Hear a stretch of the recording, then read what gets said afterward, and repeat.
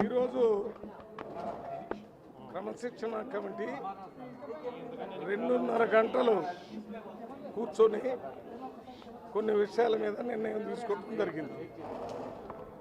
ఈ మధ్య ఇంతకుముందు జరిగిన మీటింగ్లో వరంగల్ సంబంధించి సబ్జెక్టు ఒక కొలిక్కొచ్చి అందరూ కలిసి పని చేయాలనే నిర్ణయానికి వచ్చామనే సంగతి మీ అందరికీ చెప్పాము. అయితే ఆ 2 గ్రూపులుగా ఉన్నటువంటి కాంగ్రెస్ పార్టీ వాళ్ళని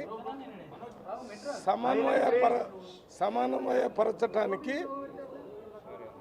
ఒక 3 సీనియర్ కాంగ్రెస్ పార్టీల నాయకులతో కమిటీ వేయాలని పిసిసి అధ్యక్షుడికి మా డిసిప్లినరీ కమిటీ తరఫున ఒక లెటర్ రాశాం.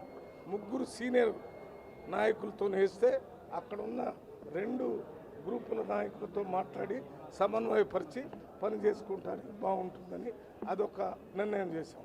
రెండోది, ఇక్కడ గజ్వేల్ దగ్గర మొన్న విజయ్ అని ఒక ఎస్సీ యువకుడి మీద అక్కడ డిసిసి ప్రెసిడెంట్ నర్సారెడ్డి గారు వారు అనుయాయులు దాడి చేశారని మాకు రిప్రజెంటేషన్ ఇచ్చారు.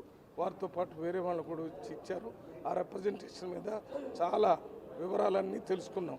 విజయ్ కుమార్తోని వారితో పుచ్చి అక్కడ ప్రత్యక్షంగా చూసినటువంటి నాయకులతో ఓ 10 మంది అభిప్రాయాలు తెలుసుకున్న తర్వాత మరి మా కమిటీ ఒక నిర్ణయానికి ఏమొచ్చిందంటే ఈ విషయాలన్నిటి ఈ సమస్య జరిగినప్పుడు వివేక్ గారు ఇన్ఛార్జి మినిస్టర్ వారి సమక్షంలోనే జరిగిందని చెప్పారు.